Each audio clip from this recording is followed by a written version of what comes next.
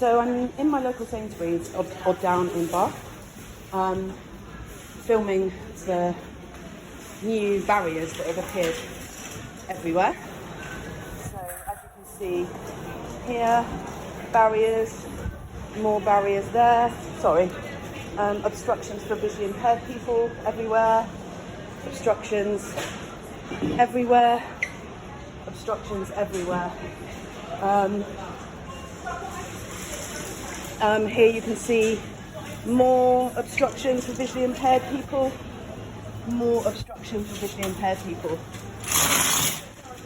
more obstructions, more obstructions, more obstructions, more barriers. And then you come here. Oh, please ask a store colleague for assistance.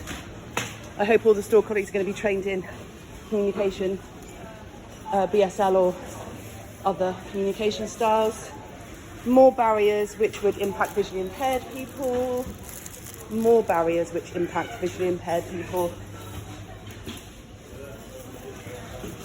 So when the checkout's closed now, apparently they're going to have these. I did ask how a visually impaired person would know that.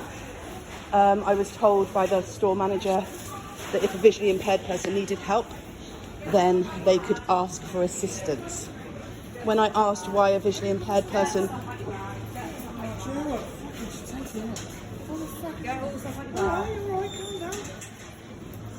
You're not allowed to touch him, by the way.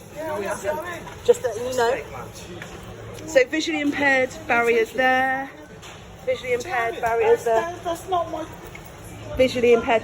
They got 3 or 4 staff to talk to a shoplifter, but they haven't got enough staff to help disabled people. This is what we're coping with now. Barriers everywhere, blockages everywhere, barriers for visually impaired people, obstructions for visually impaired people. I mean, usually the security are at the desk on their phone, so they don't seem to be able to help visually impaired or disabled people either. All of these extra staff, no help for visually impaired or disabled customers, but they can all jump to attention when someone puts something in their bag. Yet visually impaired people, they don't care about